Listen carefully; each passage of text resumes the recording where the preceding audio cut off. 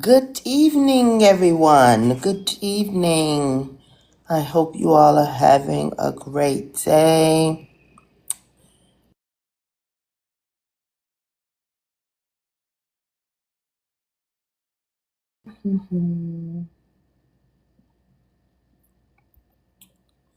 All right. In honor of Easter, got my eggs over here. See my eggs. Hi, everyone. I hope you all are doing well tonight. We are here for another town hall. And tonight we're going to be talking with India May, who is running for Iowa's House of Representatives, or House seat in Iowa, District 58. So I'm excited to speak to her. She's a little special one, so I can't wait to have a conversation with her. Hello, Fafa. Thank you. Y'all come on in, tap the screen, share this out. Make sure people get in here to hear this. This is, I believe this is going to be a very good live. So let me share this out before I bring up the candidate. Send this to a few of my little group chats here. That's how you get the message to multiple people at once. So I'm gonna do that.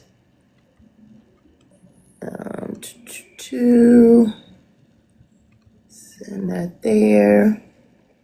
So make sure while I'm doing this, you all are also sending this out to people.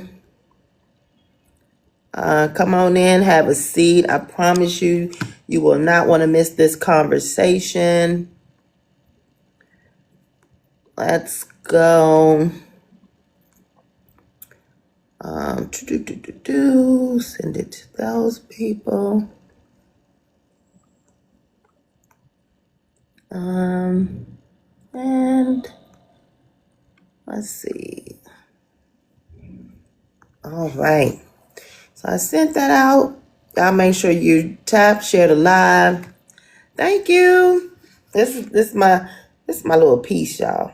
I be when my hair not done, that's why I throw my little piece on. And voila, I got a hairdo.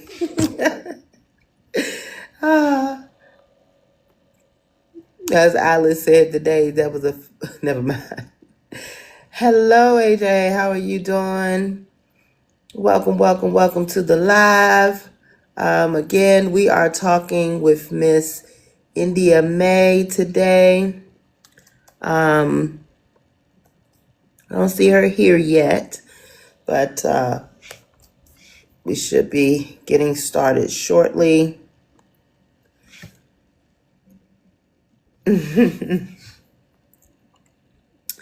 Hello, Uncle Daddy. How are you doing today? Y'all make sure, have y'all made sure you're registered? I need you to make sure you are registered to vote. With all this going on with the so-called SAVE Act that, we don't know if the state you're in has purged their registration.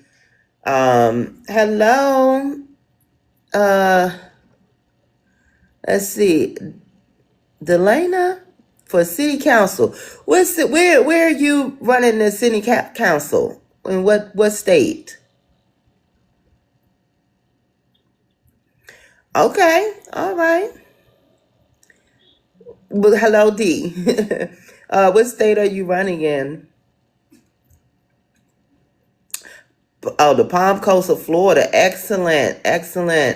All right, now you work with Mr. Bernard Taylor. I believe that's where he's over on the coast too of Florida. So y'all look, make it work out in Florida. Turn Florida as blue as we can get it. It needs to be as blue as the waters of Florida.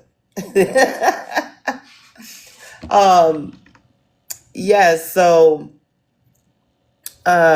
like I said, with all the gerrymandering happening, make sure that you are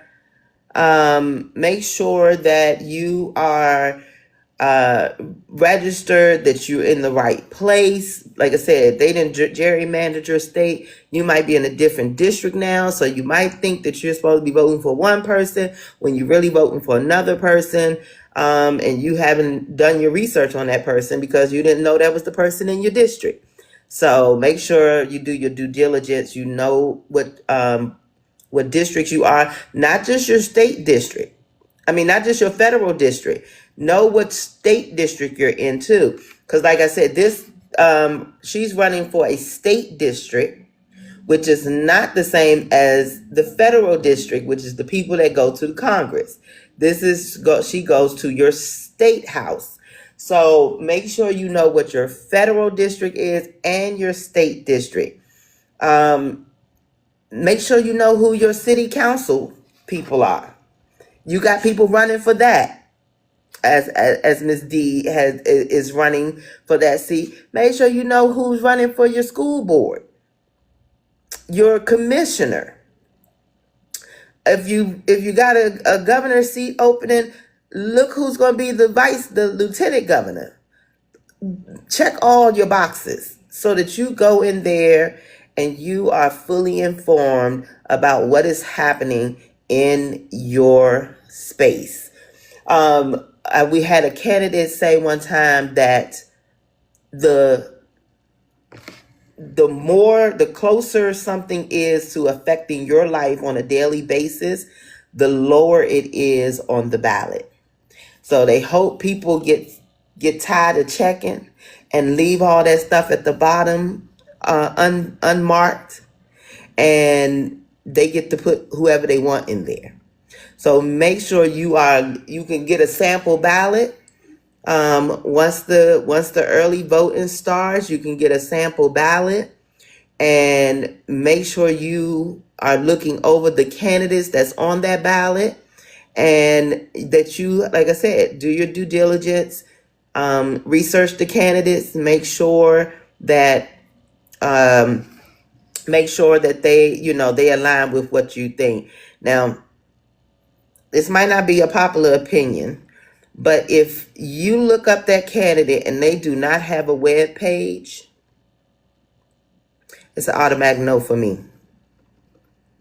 Because if you can't even put together a web page or a TikTok page, a Facebook page, I don't care, something where people can get the information about you, then I don't know how you're going to manage my life.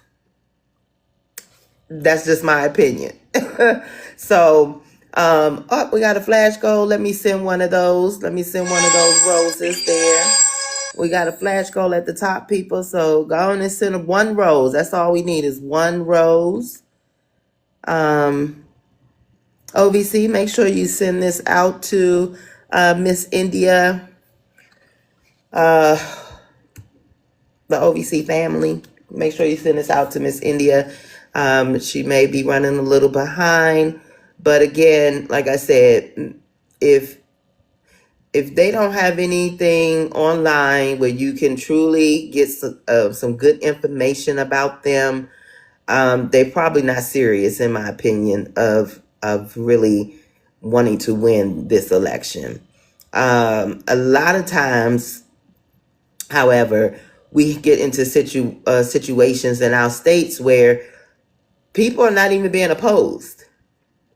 So you'll have a Democrat or a Republican that's running, and somebody's like, oh, that district's red, that district's blue, so I'm not even going to try.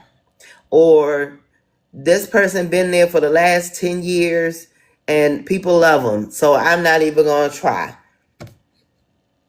No. So okay. Let's see. Let me make sure. Give me 1 second, y'all. Let me go to this page here and see if and see if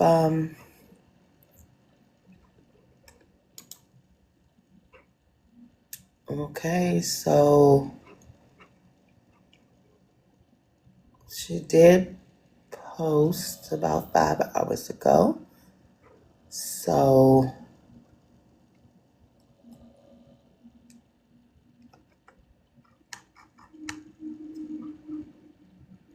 she may be made for Iowa. Exactly, Uncle Daddy. No positions need to be taken for granted. And that's what happens a lot of times is that people do take them for granted. And they're, we had one candidate say that is not their seat, okay? That is the people's seat, and everyone is welcome to run for that seat. So,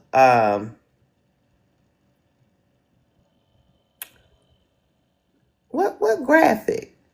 Oh,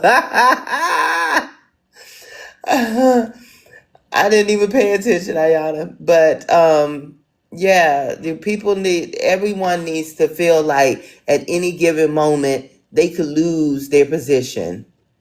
And like I said, too many times people do not, they get so comfortable in those seats that they don't they don't even try no more, and they hope no one else tries so they could just win that seat. So I'm trying to find if she or her TikTok page.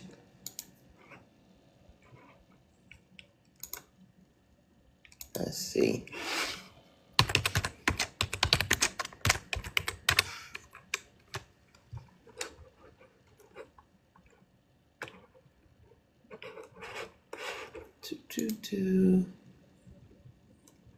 Okay. Yeah, it comes up India May.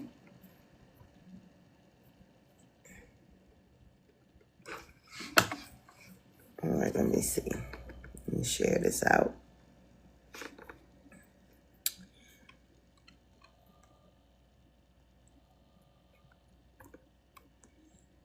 India May.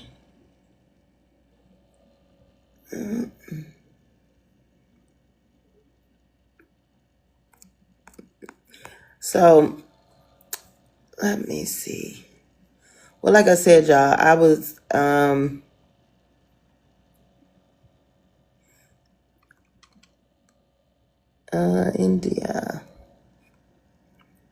India May. Okay, perfect.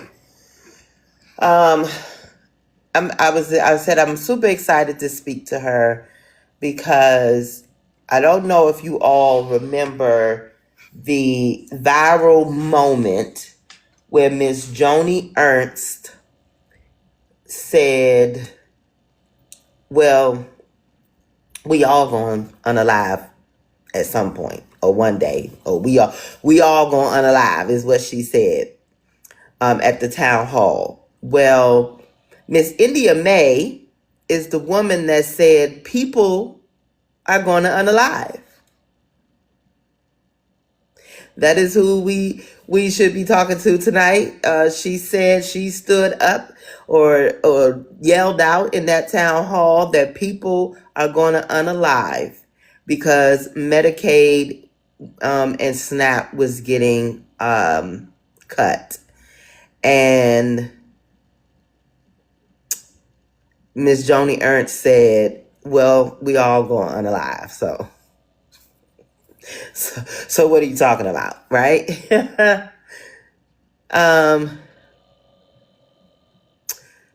Yeah.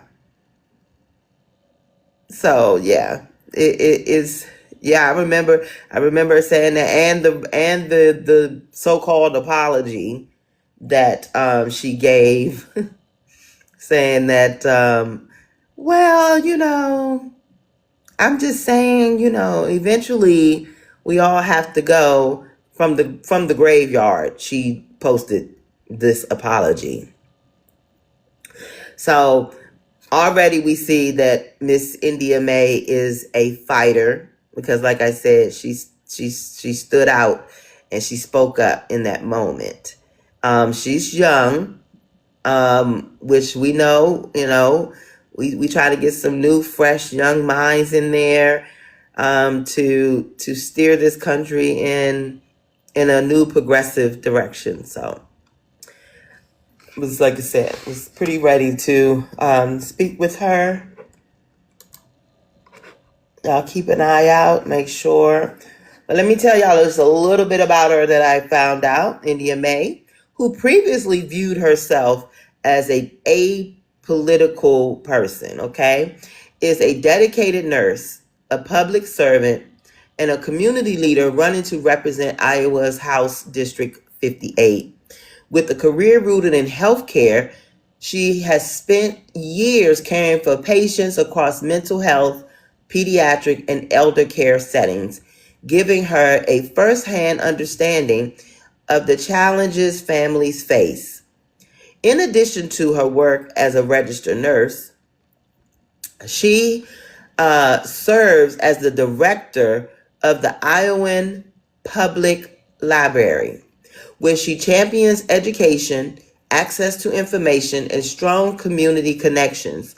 She also works as an investigator for people who have unalived in Chickasaw County, bringing a unique perspective on public health and safety in rural counties. As a mother and a granddaughter of a farmer in rural Iowa, India is committed to building a future where every family has access to quality health care, strong public schools, and economic opportunity. Her campaign focuses on addressing the real issues facing rural Iowans, from hospital closures to underfunded schools and limited resources for working families. She believes in practical, people-first solutions shaped by listening to the communities she served. India is running to ensure that everyday voices, not special interests, and we know how we love that. We are here for the candidates and not the special interests. She is making sure that the everyday voices, not special interests, are represented in the state capitol, grounded in real life experience, and driven by passion for service. She is ready to fight for a stronger, healthier, and more connected Iowa. And I believe her. I believe her. Like I said, it takes some guts to yell out in a town hall, especially with a candidate that is currently in the Capitol. It takes a little guts to yell out and challenge the candidate. So she said in an interview before that she decided to run because she didn't think anyone else would. She did not. She was looking for other people to step up, and she was looking for other people to step up and be the voice she needed, the voice for her. And she realized that wasn't going to happen. So she said she just kind of wanted to stay apolitical and help the people find resources. And then she realized she could probably do that better from the state capitol. So she decided to put her hat in the ring and run for this seat. Currently, I don't see that she currently has an incumbent. Now,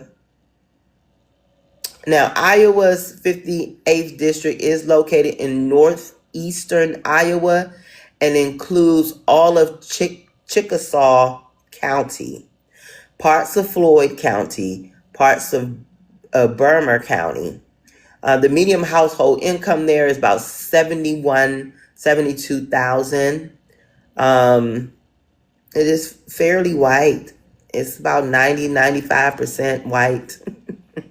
It has less than 1% Black African American. They had about 3 to 6% Hispanic and Latino, and then about 2% of every other race. So, yeah, we're talking about some really. Her district is also very rural. She is. She's running to really, address the needs of the farmers. So, because that's who's it mostly in her district, and I understand that. So that's what we working with there. Now, I'm gonna, as I said before, just guys, make sure that you all are registered and you are doing your due diligence. I thank y'all for coming in to even listen to a candidate. I'm gonna give her about 8 more minutes to come through, and if not, we will call it a night. Okay. All right. So I got a message that she is on her way. Because she's in a different time zone, she thought it was 6 o'clock her time. So that's all right. We gonna. I told John I was excited about having this conversation. So yes.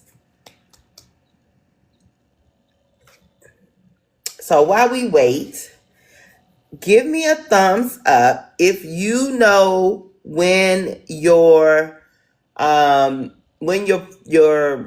party primary is. Give me a thumbs up if you know when your party's primary is. When you can vote in the primaries. Give me a thumbs up, please.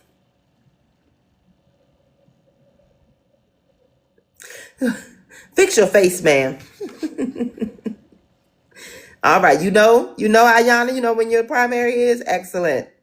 So Ayana, if anybody in Ohio, ask Ayana. She knows when the primary is. Anyone else? No, nobody else? Misty, you know? All right. If anybody's in West Virginia, ask Misty. She knows when her primary is in West Virginia. Anyone else? Now, I don't see enough thumbs up, which means y'all don't know when you're supposed to go vote for these candidates. How are you going to make a change? Hi, I got you. I'm bringing you on up right now. All right, Uncle Daddy. I'm glad you know when yours is too. Hello, Miss May. Hi there. Okay, I'm learning how to turn my camera on real quick. Sorry Okay, for the so delay, that's y'all. okay. That's okay. Perfect. Hello.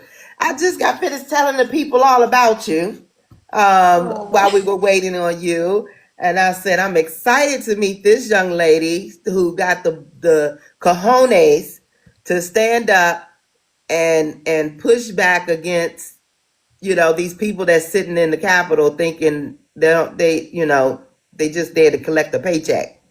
So I appreciate you being here. I explained to them about you being the person that said, people will unalive. We have to say that word on TikTok. At Joni Ernst's town hall there that went viral everywhere. So it's a pleasure, absolute pleasure to meet you. It's really great to meet you too and get to talk to you. I'm so sorry. I think there might have been a time zone difference between us, so I am a little unprepared, but it's just an honor to talk to you. So That's thank you for okay. That's having me okay. on. Look, I like to catch people off the game. It gives a more honest town hall, and we could get your true, honest opinions about things and how you really feel about the situation of your state. So let me just remind you and everyone else who we are. Okay. And that was not the right information there. I thought I had it up, but apparently I did not. Okay. We are Our Vote Counts. We are a nonpartisan coalition of citizens from diverse states and backgrounds, united by a shared commitment to empowering voters, promoting candidates who stand for integrity, inclusion, and accountability in these upcoming elections. Through voter education, candidate outreach, and community engagement, we support leaders who are ready to serve the people, not special interests. By working across state lines and elevating local and national issues, we aim to increase voter turnout, inform public dialogue, and build momentum for lasting change. Our vote count is more than just a name. It is a promise, it's a movement, and a rallying cry for democracy. Together, we are shaping the future, one informed vote at a time. I want to introduce you again. We are talking to Miss India May, who is running for Iowa's House District 58. So, with that being said, I explained to the people that you are a nurse, you are the director of the library. You do some investigation for unalivings for the Chickasaw County. You are a mother. You're a daughter of a farmer, a granddaughter of a farmer. So you got a lot going on already. But tell us more about yourself and why you decided to run for this House seat. Well, thank you so much. And I love your beautiful mission. This is so meaningful to keep democracy alive and well, or give it CPR at least. Exactly. Yeah. I think more healthcare workers need to get into positions of power, more caregivers in general, because we have a lot of people like my opponent who come from money and don't know money or don't know life without money. And I'm running against a lawyer and a real estate developer. And he has no idea what it's like being a single parent or a student here in the last few decades. He has no touch with the reality of the lives of the people that he is supposed to be representing.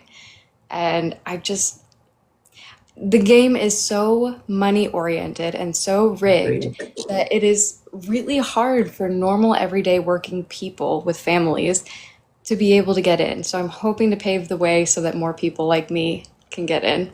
And even more people who are different than me. Absolutely, absolutely. So we like to do a little icebreaker. My icebreaker question for you is, what is your favorite part of a farm? The animals. I love springtime and all the baby chicks and all this. Oh, the baby chicks. Okay. I don't know if I We want have a bunch of little chickens, baby ducks, chicks. and geese. Oh, they're so cute. I think I'll be scared. I don't know. I'm a city girl. Oh, I get it, but once you hold one, it's all over. I might do that one day. That's on my bucket list to do. Hold a baby chick. All Yep. right. So the way this works is we have like 5 topics we're going to try to get through. We're going to do about 2 questions each topic. In between those 5 topics, we're going to do what's called a rapid fire. And that's just like quick um, one word yes or no answers to the questions. So with that being said, would you like to get started? Let's Excellent. go. All right. So our first topic is healthcare. As a nurse who have seen gaps in care firsthand, what specific policies would you push to prevent rural hospital closures and ensure people of District 58 have access to timely care without traveling long distance? Well, we have two pieces of legislation that have absolutely hurt people. One is they privatized Medicaid in 2016. Mm-hmm. And so we're dealing with illegally denied claims and slow reimbursement and just a lot of unfairness. And the other is after they did that and it became more and more expensive, they put work requirements in place for Medicaid. And that's just unfair to people who are in the process of getting on disability. It's just unfair to everybody. So those are a 2 for 1, but I think we could do one bill that would fix both of those horrific situations. Absolutely. So you said so the work requirements were like across the board, like there was no exceptions or If you are deemed disabled or too ill to work, but the definitions are a little bit, Vague. uh, yeah, Hmm. not clear. And so you would have to get a doctor's note that says you're too ill to work. And we know that our healthcare system is biased and not fair. So I think this Absolutely. has been set up for a lot of people. Okay. I just wanted to say in the comments, you said you look like a baby chick. No offense. You say that. um, all right. So you've worked on the front lines of healthcare. What concrete steps would you take at the state level to address the nursing shortages and burnout crisis, especially in the rural counties like yours? Oh, so many possibilities. We have a real crisis for nursing pay and nursing staffing here.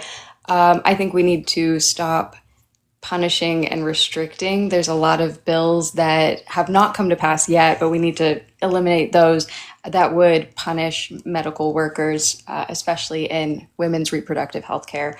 Mm. And then strengthening unions. The nurses at Unity Point just unionized recently, and it is very controversial. There's a lot of stress with building this infrastructure, but I think it's really going to set a precedent for strong nursing representation in the unions. So I'd like to work Okay. with them to All promote right, some so you get the nurses unionized, and then they can make sure that they get a structured schedule. They have enough people. Oh, Sounds it's so cute. Have you ever seen nurses' unions at work? They fight first for safe patient to nurse ratios before they ever try to get a raise. It's so cute. I love it. that's awesome. That makes sense. I mean, that's why people go into nursing because they have a heart for the people typically. Yeah. Yeah, they're precious.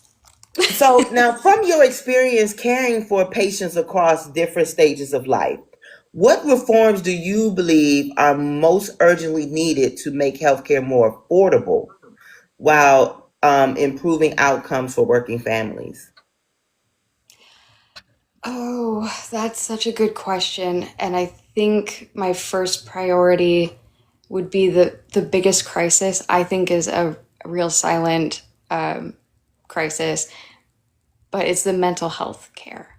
The accessibility and affordability of finding services. We have the least available inpatient mental health in the nation here in Iowa. It's really messed up. So I think if you improve mental health, you're going to reduce comorbidities and have better outcomes. And if you improve the mental health of one person in the family, you're going to benefit the whole family. Absolutely. I agree with that 100%.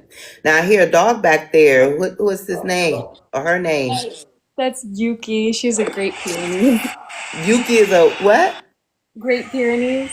A She's Great real Pyrenees. big and white and fluffy. A big dog? Oh yeah. Oh my goodness. She's a leopard though. Such a sweetheart. Oh, we love pets around our vote counts. We sure do. So maybe I thought so, Misty. I when she said it, I said I think that's like Misty's big white. She has a big white dog, and so it's the same. All right. So our next topic is about civil rights. Okay. Now you've called for increasing funding for home and community-based services, eliminating long wait lists. What specific funding mechanisms or budget changes would you propose to actually clear those wait lists? And how quickly could families expect relief? Ooh, okay. It depends on how much we can accomplish at once. If we can properly fund Medicaid and deprivatize it and eliminate the work requirements, we are going to see such a relief on the pressure that hospitals are facing. Because even in my area, I even sat down and I watched somebody ask my senator, what can we do? I'm new to the board of our local hospital, and we have over $1 million in Medicaid claims that have still not been reimbursed to us, and we can't continue to function like that. And she dismissed him and said, well, it takes a long time. And that is so unacceptable. She has all the Unacceptable. power to advocate to get these reimbursements done for her constituents. And she just talked to me about that later, and then she never got back to him. It's terrible. So I think advocating really hard for the privatized Medicaid and all of these insurance companies that tend to try to rig the game so that they can make record profits year over year while denying claims illegally. If I were in a position of power, that would not be an option for them, and I would be a pain in the tuchus. Exactly. Why do you But think? Why do also you think fixing that big things.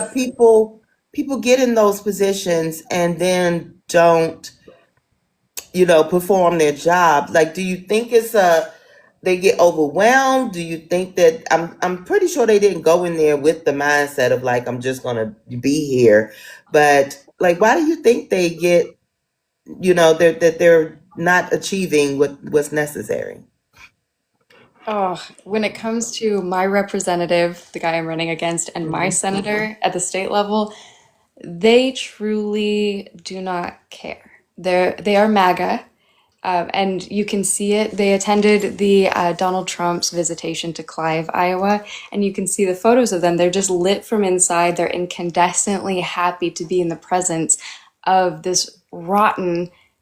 I can't even say the word here. Orange, What a he is. rotten orange. Yes. And so they are really just Christian nationalists, which is not what a Christian is, but they think they're Christian while they are the most hateful, spiteful cult that I have ever witnessed. They need to be stopped. My senator, the girl that I'm referencing is Sandy Salmon. I've shared videos of her town halls.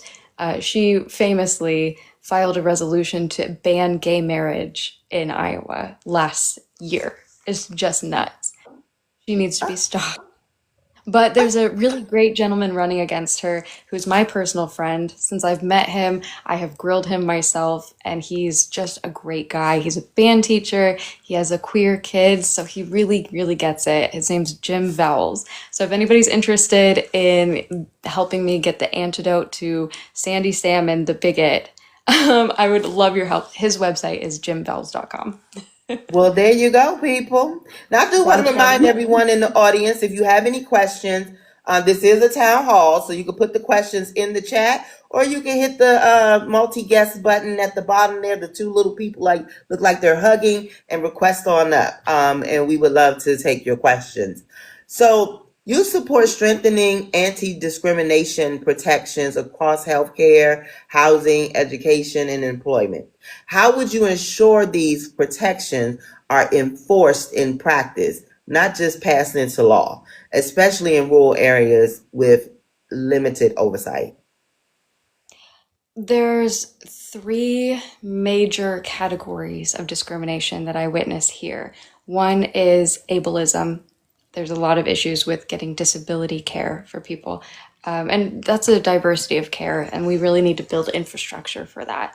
The other is racism. And I think that strengthening, if we don't call it DEI, it should be what used to be called DEI, if that's too much of a hot button subject for MAGA people in my area to tolerate. But it's the ability to be treated like anyone else is what these DEI initiatives are in hospitals and in housing and in employment. And we also have recently, in the last session, they removed gender identity as a protected anti-discrimination group. So LGBTQ plus people are, well, especially trans and non-binary people can be legally discriminated against in every way, and there's no recourse for that. So overturning that decision and You reversing saying that, a bill was passed, they saying it called was it the okay Civil to Rights do? Removal Act. Come on, Yeah. Iowa, do better. Do better, Iowa. Thank you. Yes, we're trying. It's so bad. Now, your plan includes investments in foster care, disability services, and support for asylum seekers. How would you prioritize funding across these areas to make sure none of these vulnerable groups are left behind when state resources are limited? Ooh, that is such a good, you have such good questions. Um, Right now, our tax system has messed us up so profoundly that we are in a $1.3 billion deficit year over year with no end in sight. And that's because we have a flat tax system that gave giant tax breaks to the richest people and to corporations in Iowa. So the scariness of the budget here, our biggest expenses are Medicaid, which is crazy high because of the privatization. And then, of course, public schools. And that's being demonized by MAGA. So to maintain our investment in healthcare and public schools and still give appropriate resources where it's due, I think we need to fix the broken income tax system, and we need to tax corporations and ultra wealthy people appropriately for the first time. Absolutely. Absolutely. Again, I want to remind you all that if you have any questions, please put them in the chat and request up. Ms. Lynn said, why are people so damn worried about someone else's social life? Can't they just work on themselves? We Really? agree. We agree. All right. Hitting on the So head. we're going to do our first set of rapid fire questions, okay? Okay. Now, this is what would you prioritize? Okay. Transparency or efficiency? Transparency. Okay. Teachers' pay or student resources? Ooh, student resources. Okay. Road and highway infrastructure or public transit? Public transportation. Mhm. I know the people in my district would prefer road and highway, even though public transit is rockin' awesome and efficient and safe. I would have to listen to my people. I can't make a decision between Good that. question. Good answer. That's a Good very, answer. very good one. Lowering housing costs or securing jobs? Hmm. Around here, lowering housing, I think, would help people the most. Okay. Raising the minimum wage or taxing the rich? Not both. I gotta tax the rich. You got 2 years. You I think the cannot do convention. everything in 2 years. So you got to pick something. So you go with taxing the rich? Oh yeah. Okay. Are you for rent control? Yes. Okay. Um, what do you think Iowa's minimum wage should be? There's a bill right now to raise it to 15. I think that would be appropriate to start here. Okay. What is the biggest issue facing your community right now? Healthcare, definitely. Healthcare. Oh, what's going on with the Iowans? We have the second highest cancer rate and the fastest growing cancer rate in the nation, and poisoned water that's from agricultural runoff. And then we're having this issue with unaffordable and inaccessible healthcare. So it's just compiling. Understood. Now, what's one thing your community doesn't care enough about? Diversity, people's rights too. That's been tough. Absolutely. Very homogenous. When I was looking over our research information, your district is between 90 and 95% white. Yes. So, and less than 1% black. So, y'all might need a little more diversity in your little. Yeah, absolutely. Well, and there's a long story behind that. And this area has a long history with racism. And so people are not feeling welcome. We need to do better. Absolutely. Describe your leadership style in one word. I want to listen. Listening. All right. She's a listener, y'all. I love it. I absolutely love it. I told y'all this was going to be a treat. Now, we are going to go into my next subject of education. But before we do that, we're going to take a question from the lovely Miss Ayana. Miss Ayana, are you as impressed as I am with this young lady? I am impressed. I am. I'm so glad she made it, actually. And I would like to apologize to this young lady because I did spam her email saying, "Where are you? Where are you?" So I I'm apologize. so glad you did. I'm so sorry I didn't get here on time. It's okay. You know what? It's fine. We expect the unexpected around here, so it's fine. We kept the seat warm for you, dear. Absolutely. Thank you so What's your much. question, ma'am? So my question is, and you are, I think, the fifth, maybe the fifth or sixth candidate we've had from Iowa. Everyone has different ideas for how they will not just attract people to the state, but keep people in the state. Most importantly, there's a brain drain, it seems like, going on in Iowa, where there aren't opportunities for people who even graduate from college or medical school to stay in the state. What is one thing, one plan that you could put into legislation in your first few weeks or few months in office that you know for sure would change that trajectory for the state of Iowa? Okay, only one.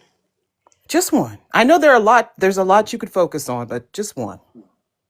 I think reversing the damage of the culture wars would go a long way, and that would be a really simple piece of legislation to show good faith that we don't want to remove people's civil rights from them. Okay. Which is such a crazy, like, the bar is in hell kind of answer. I'm But, in Ohio. I understand. oh, But the you one guys thing are going through it. I've asked several candidates is, what do you think would take for you to get voters to switch from one side to supporting your side, either from Republican to Democrat or independent to voting Democrat? And some have said, a cultural shift might be necessary. Some have said a change in attitude. Some have said a generation might need to pass away. What do you think would need to happen for you to get people to support, that cultural reconnection that you want to happen? My goal, because I live in a very red, rural, elderly, less educated, more landowning demographic in my district, and that's not who I am, generally speaking, other than rural. I've always lived in a small town. My biggest strength is being an excellent listener. I really do care like a weird amount about the well-being of everybody who lives here. And so if I can bridge the gap with good faith and really, really listening, and then we can make all these very tough decisions with all the information in good faith collaboratively, that has always worked better for me. And I'm the proud owner of a MAGA hat. Do you guys want to see it? Oh boy. Keep it Yes. in my living Yes. room here. This was never mine. This came to me from somebody who is now ex-MAGA. He's a Vietnam veteran and was my Oh library wow. for years. And we had conversations about politics, and they did not feel good. We did not agree on things. He would leave kind of mad at me frequently. But I taught him how to fact check, and I non judgmentally walked him through Look how at to you. question and look at the sources. And so we can bridge these things, but it starts with this sort of rapport and friendship that starts first before people who have these beliefs can step away from them towards something better. I So So now I you think have to absolutely make believe in how many people are in the town? In the district, got to make 5,000 friends. that. exactly. But I like that. I really like that. You're I absolutely do. right. You have to teach people how to think and just reroute their brain, reroute it to the truth. So, but Exactly. Absolutely. And it's okay, I like really that. hard. It's really hard. They wrap their whole identity and their religion and their family, everything around this. And so to Right. get them to tell me that this is a lie, this was a trick, and this isn't you, this is you, this was the lie you believed, throw it away, you're okay. So Absolutely. hopefully we can Wow. encourage Okay. people. I love it. That is awesome. That makes me curious is how did you not get caught up in that? What Oh what geez. what was the difference? Who did it? Yeah. Who was your I friend? Who led you out of the darkness if they had to? I was raised pretty fundamentalist Christian and had some messed up beliefs. And it really was going to school with people who were different than me. And I mean, I really am, I have to go back and apologize to some people that I asked really stupid questions and was probably rude and thoughtless as I was learning. And it wasn't graceful, but I really just was exposed and educated by some people who were patient with me. And right There now you we, go. we we hear all the time, Ayana, that this is why it's such an attack on the education system, because they say when kids, especially rural kids, go off to college, they return home liberal. Oh, yes, they do. I went to college with a bunch of them. A bunch. It's They like, went wait a home very minute, no, different. keep them in the bubble. Keep them in the bubble. No, because it's the place where you're exposed to people who speak different languages. They might be from another country. They grew up like for my college roommate, I was the first Black person she had ever met in her entire life. And that, that's a big deal. That's a big deal. But she's probably heard all the stories about Black people. From talk shows, Ricky Lake, Maury Povich. And she was Yeah, like, "You're not like that at all." exactly. But I did eat collard greens, so that was one thing that Anyway, you can drop me down. But Thank thank you. you Thank so you for much, coming Indy. I up. appreciate it. And Thanks, brother. anyone else, if you would like to come up and ask a question, I welcome it, or you could put it in the chat if you a little shy. Miss Ayana's not shy at all. She's gonna come and ask her questions. I absolutely love it. So as Yes, we pleasure said, to meet you, Ayana. yeah. Our next topic is on education. Now, you emphasize fully funding public schools and opposing policies that divert money away from them. What specific changes would you make in Iowa's current funding system to ensure rural schools in District 58 are adequately and consistently funded? Mm.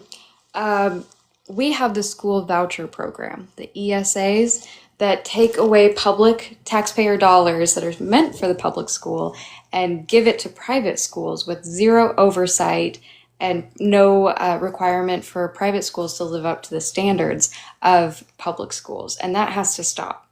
So I think to be as gentle to the people who have made use of the ESA program as possible, because I don't want to disrupt the education of a kid who is thriving in a private school environment because they didn't have that opportunity before, but this program helped. Uh-oh, somebody calling us. Sorry about that. That's okay. We need to put a sunset clause on it and an income cap so that it's really people who need the program that benefit from it. So ending the ESA program, because that's siphoning millions of dollars out of public schools that they can't afford. And then giving them an actual increase in their budget, because every single year we give them a 2%-ish increase, which doesn't even keep up with inflation.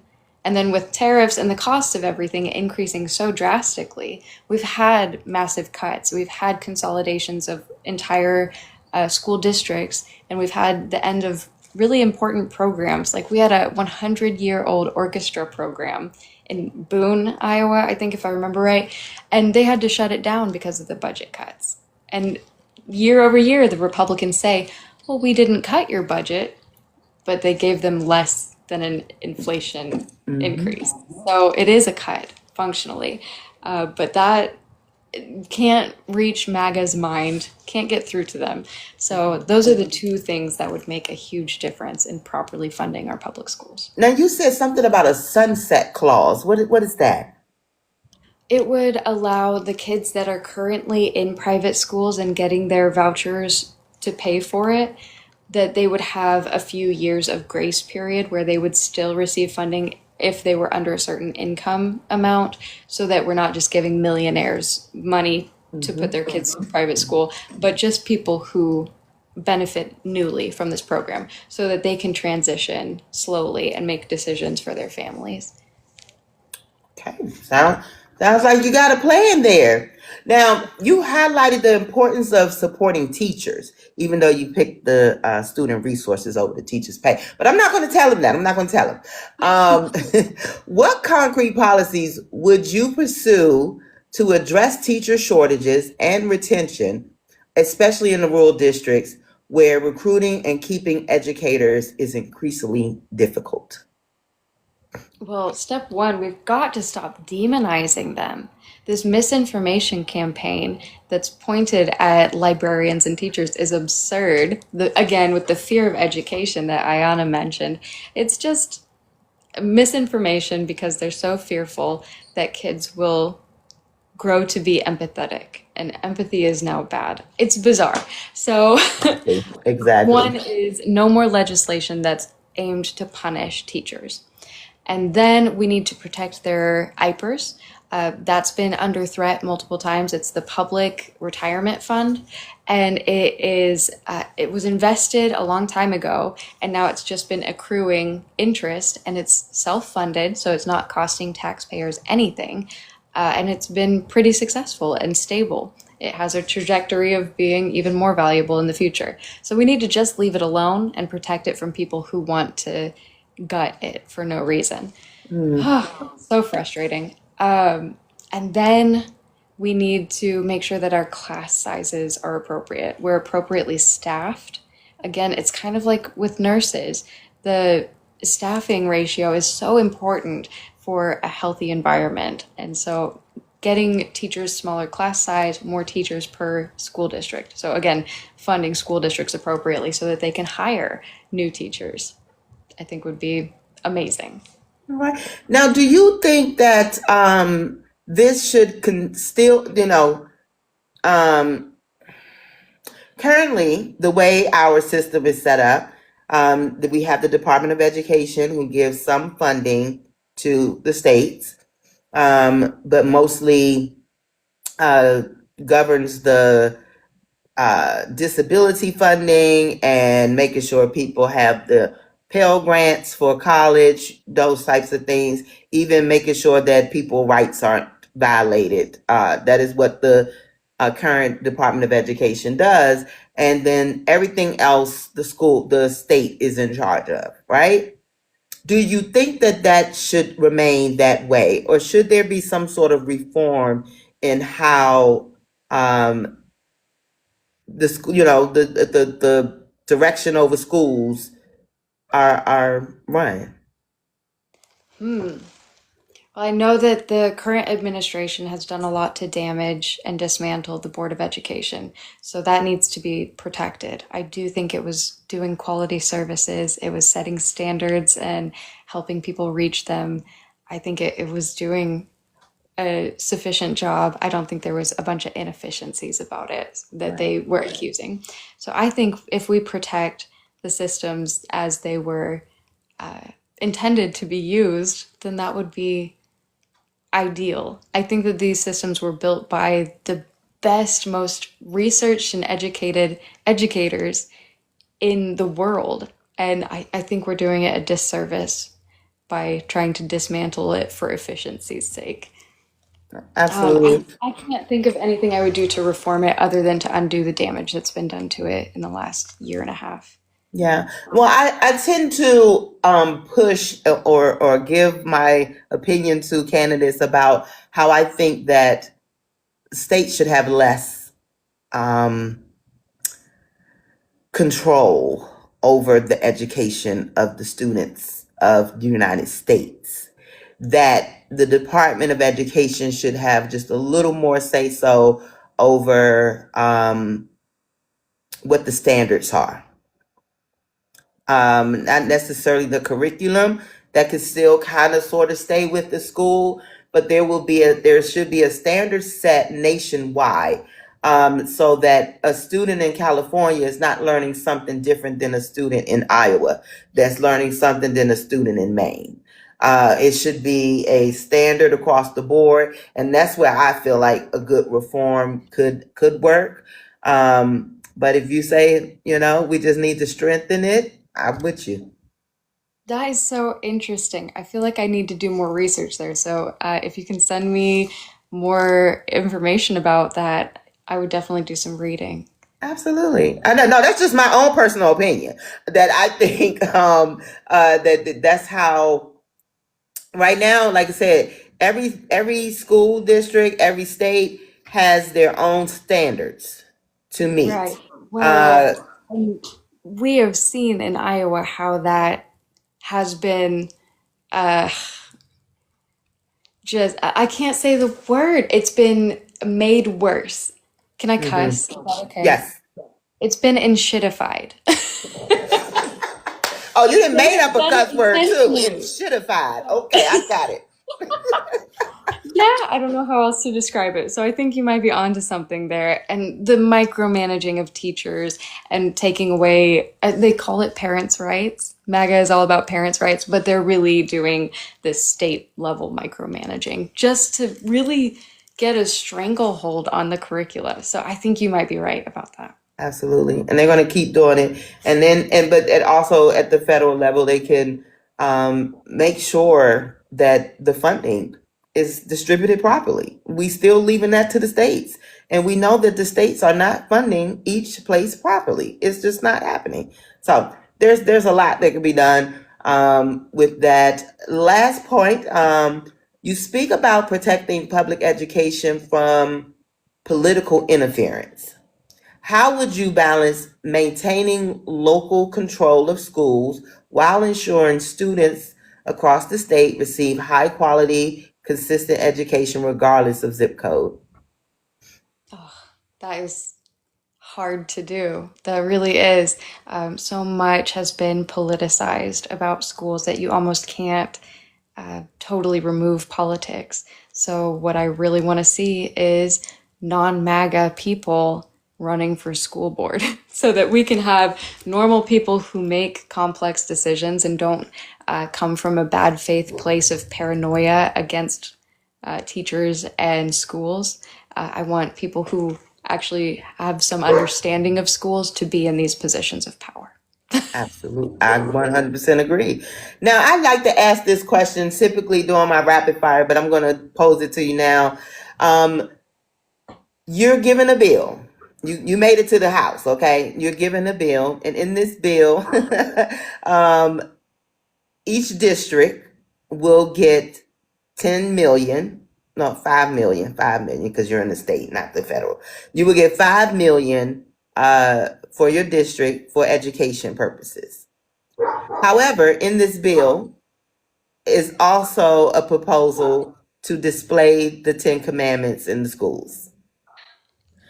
Are we yay or nay on that bill? I have to nay it. Oh, yeah. I'm I a mean, you got it. very You was staunch excited about that believer 5 in the million. separation. I did. Oh, I was already making plans. I thought you were going to ask me how I'd spend it. No, No, ma'am. yeah, we need a separation of church and state in the worst way here. But somebody come to the different you running for your next election and your opponent said you voted no on $5 million for education. How are you going to explain that? It's more important for us to have the separation of church and state. We need to honor that and at all costs. That's a matter of principle. And I hear you, but you have to know your district, and they're going to say, I don't care. My child don't even have to read those 10 commandments, but they needed food. And that 5 Brutal. million could have went to making sure my child had a school lunch. I'll propose that we eliminate that phrase. And so if I can in any way affect the legislation before it passes, but I think I would have to be a staunch no No. vote. And Okay. I'd have to I love it. I'd have to I love explain it. myself, but I could. I I love really it. have some Stick to strong your principles. guns, baby. Stick to your guns. I love it. All right. So we're going to do my second rapid fire. All right. And this one we is a little more fun. All right. So when communicating, would you rather text or call? Depends on the situation. Oh, text. Okay. Bagels or toast? Bagels. Anything on it? Everything. All the toppings. All the toppings. Would you rather go to outer space or to the bottom of the sea? Can I say neither? You don't want to go neither? Where you want to go?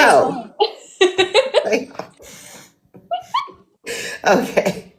I mean, you get to see, like, there's no consequences. You get to even see all the outer space or everything that's at the bottom of the sea. Okay, if it's perfectly safe. Well, but I'd say the bottom of the ocean for environmental reasons.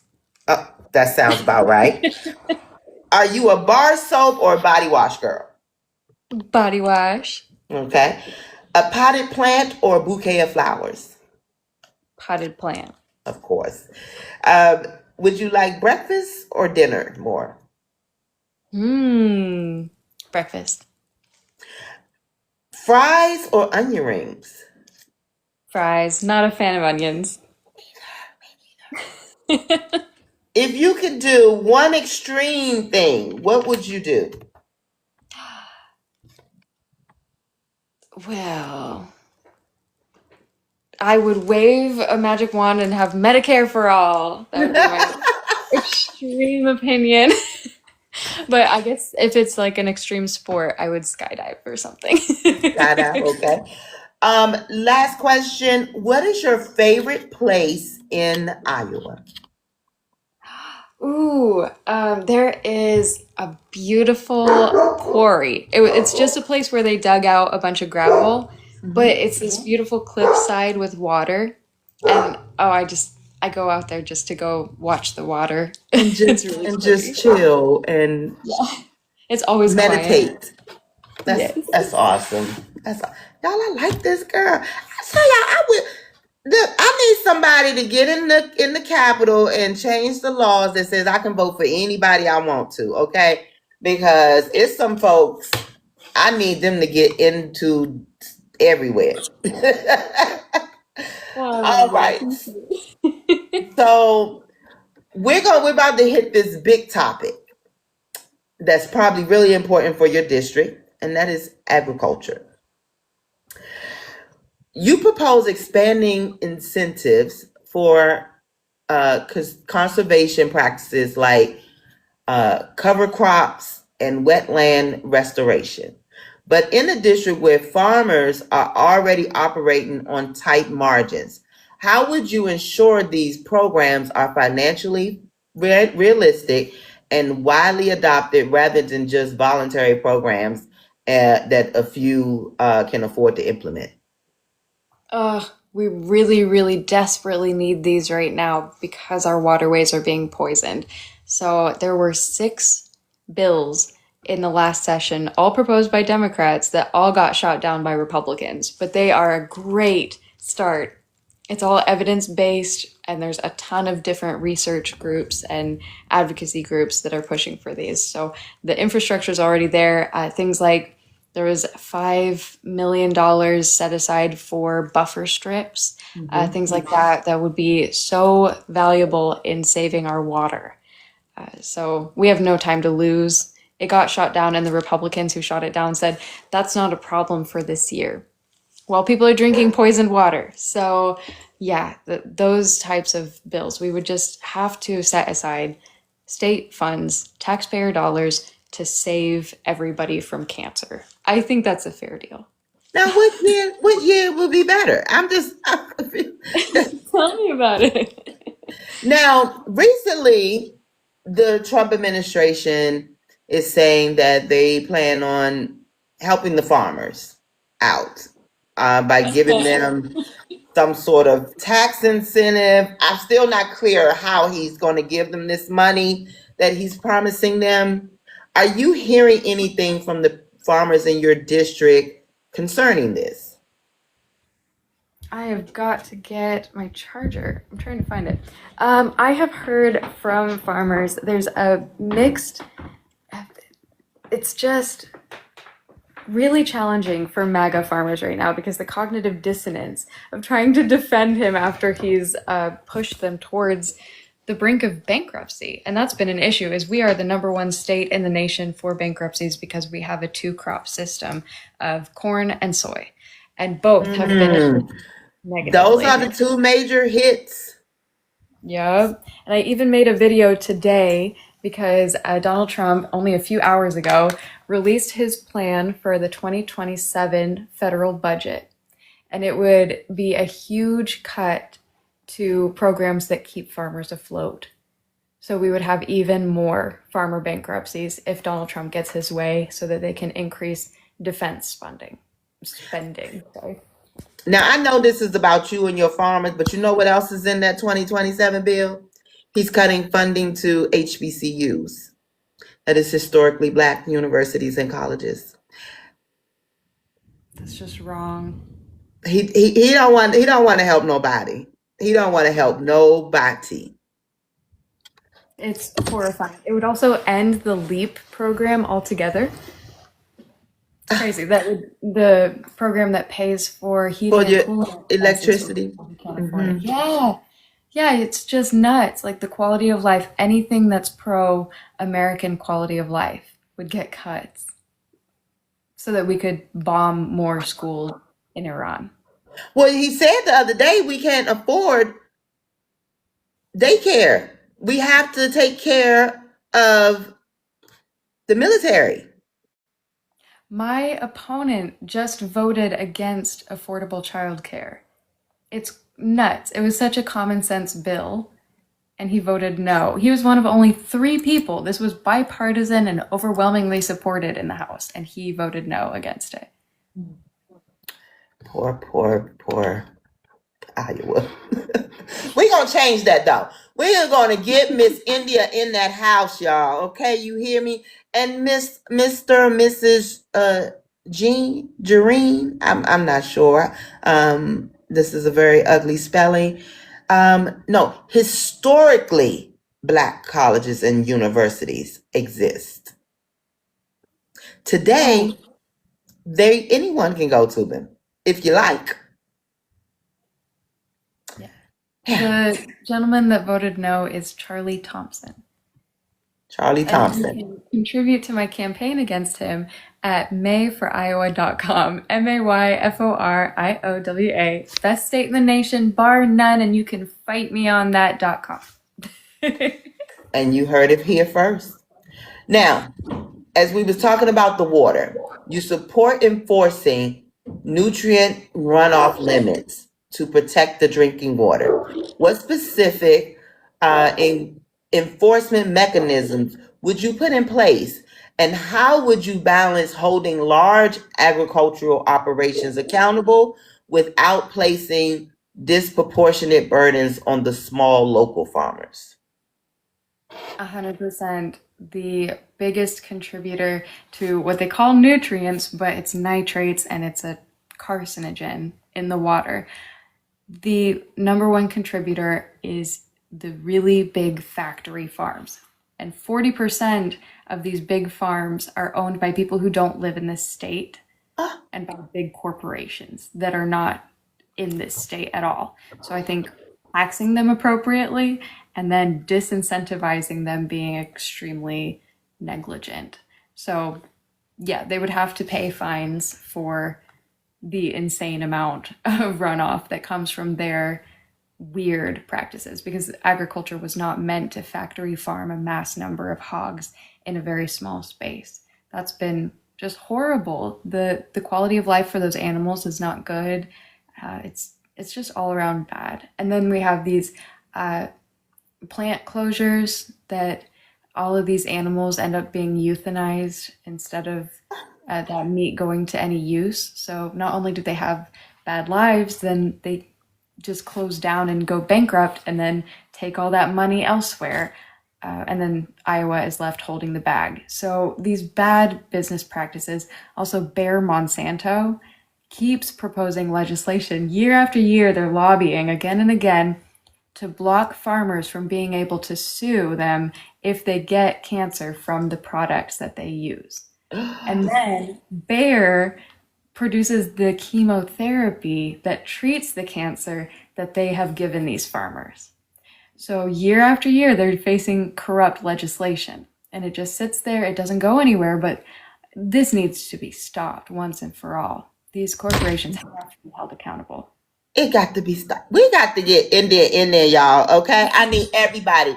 Go to her page right now.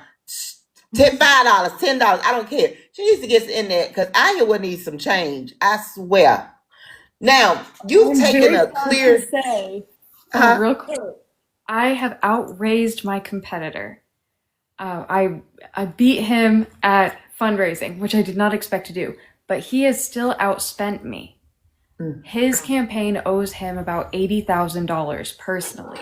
So he has his own money to put towards his campaign, and I need help. So if you have pocket change, even any amount is really helpful, and it will be used really well. I want you guys to understand my fundraisers are free and open to the public. It's never a money game. It's a community building game every time. So if you donate to me, it'll be going towards feeding people and building community. And I deeply appreciate it. I will be a good steward of it. Okay, sorry for the tangent. Now, you've made a clear stance against CO2 pipelines in eminent domain. I'm going to even throw in there too, someone educated me on like land rights. Like they're able to take your land or keep you from getting your rights to your land. What alternative solutions do you support for energy and economic development in Iowa that still protect landowners while keeping the state competitive? That is so important. The CO2 pipeline can use eminent domain to force farmers to allow them to build their pipeline through their land. And that pipeline is pretty darn hazardous. It's scary to live next to because of the CO2 leaks. And it's also not a genuine measure that actually appears to help the environment. It's just carbon sequestration, which is a fancy word for we don't know what to do with this carbon, so let's put it in a tube underground and just leave it there. We'll move it around if we need to. But it doesn't actually eliminate it, but it does give big corporations, these big agriculture companies, tax breaks because they get these credits for that system. So it's kind of a greenwashing scheme from what I understand. So that's not a good investment. And we need to protect people who don't want that in their backyards. But what is a good investment is renewable energy. We have a ton of wind. I think 50%-ish of our energy in Iowa is wind power. And that's been a really successful program that's brought money and jobs in. So I think we should continue that. Although my opponent really does not like wind turbines. They help, right? The wind turbines, they help? Oh, yes, they help. I think there's been issues with people are afraid of sinkholes now, but they also think that wind turbines will give them cancer. So I think some of these things are a little bit. But it runs off the wind, right? What's that? It runs off the wind? Right, yes. So I'm not sure. I'm confused how you go get cancer from the wind. I don't. Yeah, but the water certainly won't give us cancer. The nitrate runoff in the water is totally safe to drink. But wind turbines are going to give us cancer for some reason. I don't know. This misinformation is rampant in this area, and we just have to educate the public. Absolutely. There's some in the comments. He says that Charlie Thompson wants to protect children. I don't know who Charlie Thompson is, but I don't see how much more he could want to protect children than a nurse and a director of the library. Right. I don't know how much more you can protect children than being a nurse and the director of a library. And Charlie doesn't have kids, but I do. So I and a mother. I forgot that part. And a mother. Yeah, I have a vested interest in protecting Iowa's kids. And we have to acknowledge that MAGA is not genuine when they say they're wanting to protect children, because there's been a huge number of people who are MAGA that have been revealed to be predators to children. And we have to bear that in mind. Not only that, they are. My light won't come on. Come on. Thank you. Not only that, they're trying to lower the age for consent of marriage. They're trying to lower the age for work.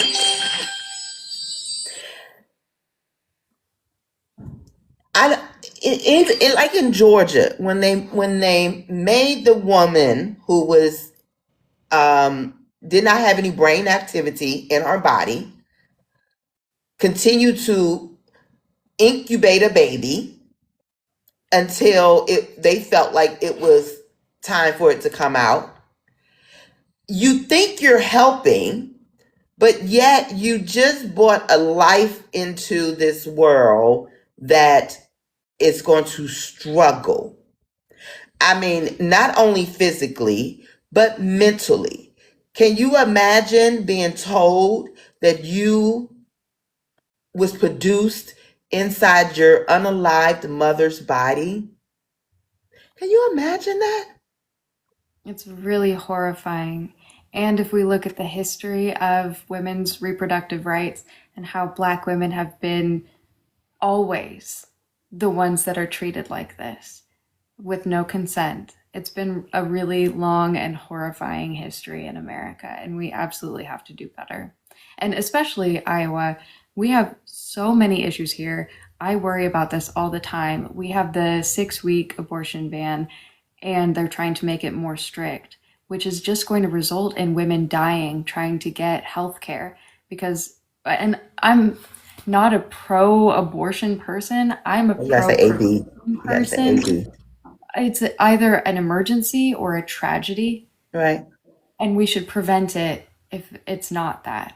And so really good sex ed and access to birth control and these evidence-based methods to prevent the absolute most horrifying thing from happening to these women is what we should all be working to do every day. And it's really unfortunate that our Republican leadership is doing the opposite. They're making people more vulnerable to being hurt.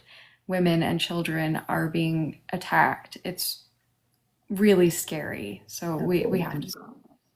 So I found another friend for you to teach how to fact check in the comments, okay? Because they're asking me for a source on lowering the age. Like this is common knowledge at this point, but If you want to know specifically in Iowa, Kim Reynolds signed a bill that lowers the age for work requirements. It was a really interesting thing for the lowering the age of a child who is allowed to serve alcohol.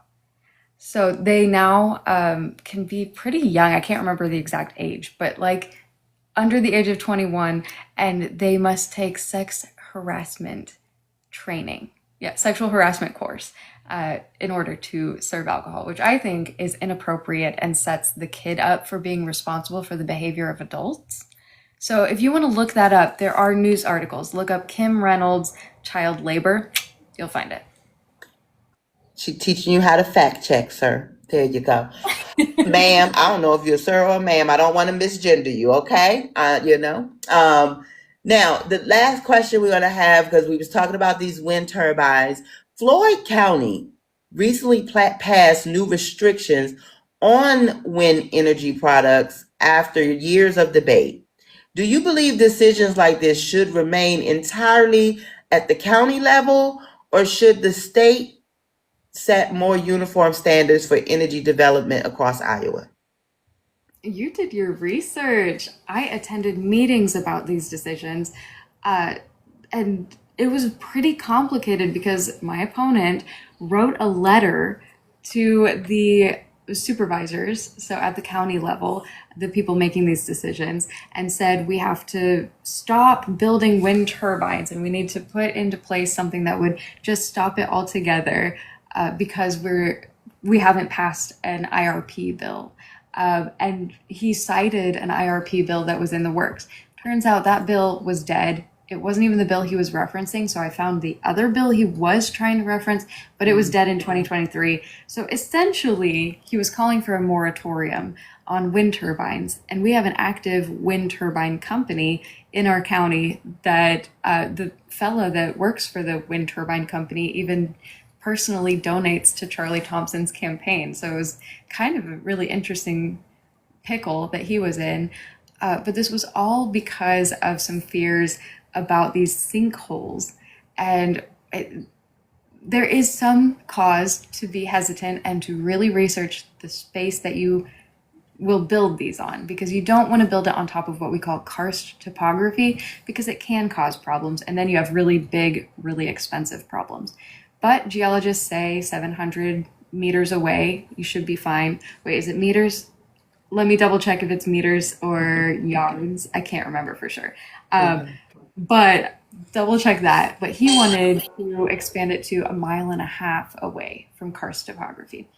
All of these things to say, he was micromanaging the heck out of the Board of Supervisors and not letting them do their job based on the information that they had. This was also a bit of a personal vendetta for him because his preferred candidate did not win the special election for the supervisor chair. So I think that these things need to be the decisions of local groups. I think that makes it easier for the people who live there to step up and voice their opinions. I think that states tend to micromanage and do these blanket decisions based on what's happening in Des Moines.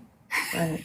Or, Right. the capital or the biggest city, and then totally ignore what's happening at the local level. So I do think that this should be decided at the county level. I think that should be true everywhere. I don't think we need to micromanage and block other people from just doing their jobs with the expertise they have. Because that's the other part, is my opponent is no expert in renewable energy. I don't know what he was thinking stepping in.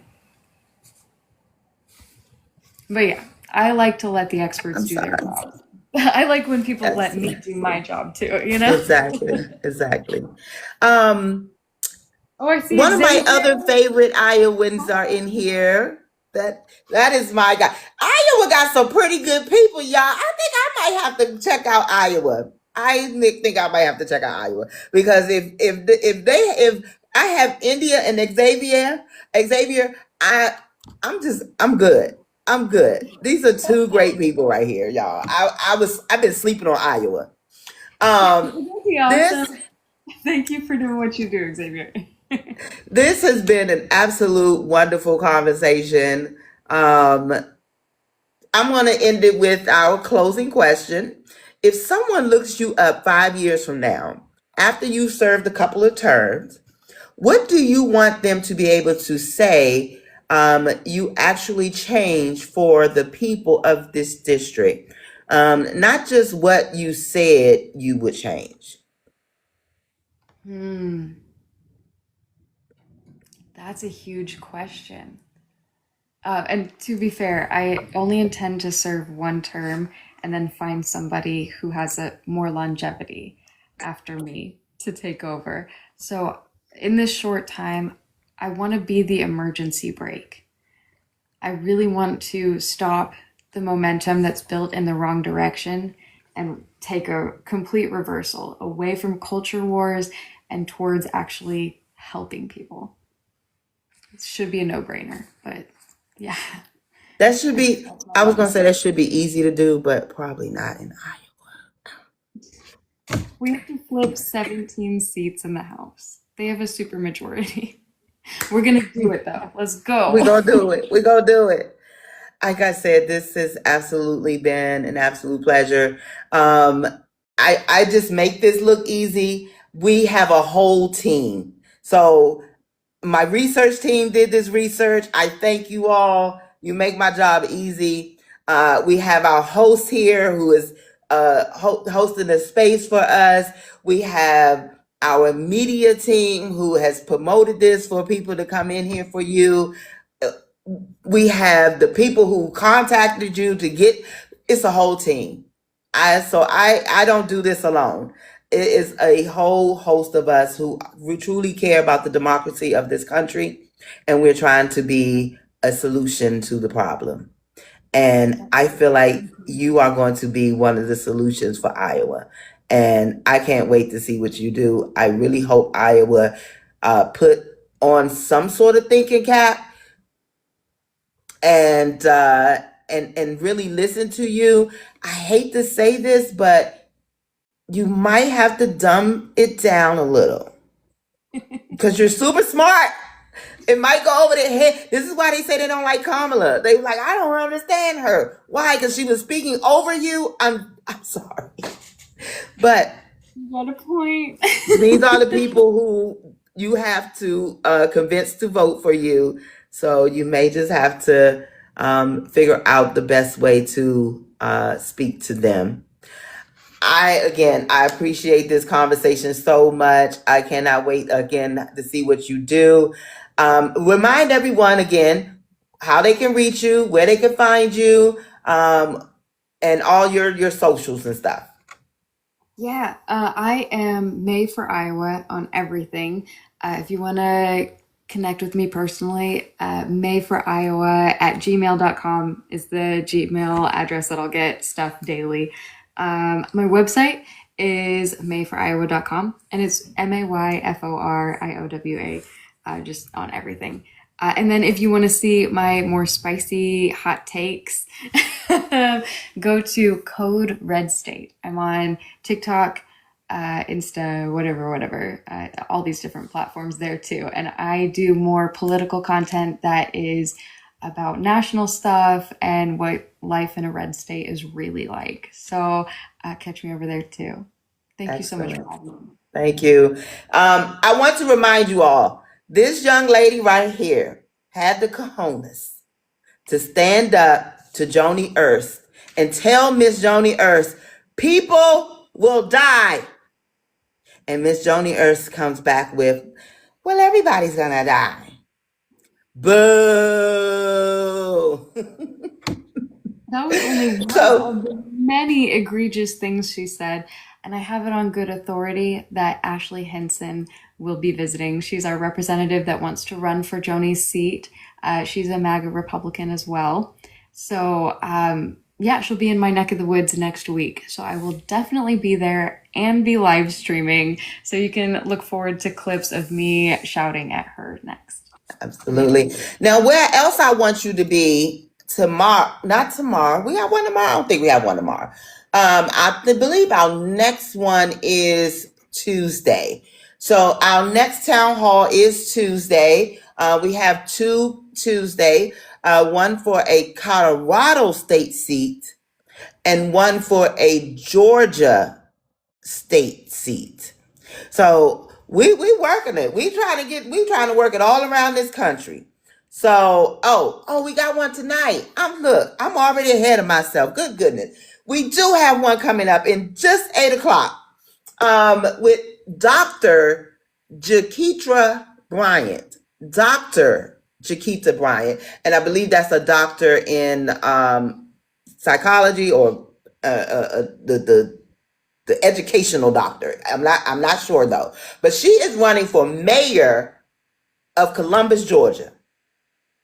So y'all come on back. Come listen to this mayor of Georgia who's running for Columbus, Georgia at 8:00. We cannot wait to have that town hall either. So I invite you all to come back. India, I can't wait to get you on my roundtable. We do a roundtable every other Sunday. Xavier was with me last week.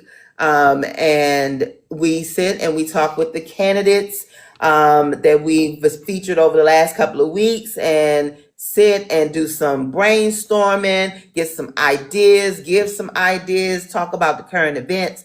It's an absolute wonderful conversation. I think you would fit right in to that conversation. So I definitely, we could definitely do an Iowa.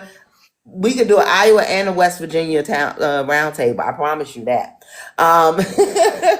We've had we gonna call it the rule table. So I want to invite you to that again. That is every other Sunday at 3:00. So look out for that email. And again, if you would like to help us do what we do and platform beautiful candidates like this, just DM us. We are looking for more people to do what I do, which is moderate the town hall. Excuse me. And so just DM Our Vote Counts and you can be part of the team. Let me just remind everyone of who we are. We are Our Vote Counts, a nonpartisan movement uniting Americans from all walks of life to empower voters, support candidates of integrity, and ensure every voice is heard. Through education, outreach, accountability, and action, we're building a stronger democracy, one informed vote at a time. So keep joining us because your vote is your power. Thank you all. Thank you, India. You have a good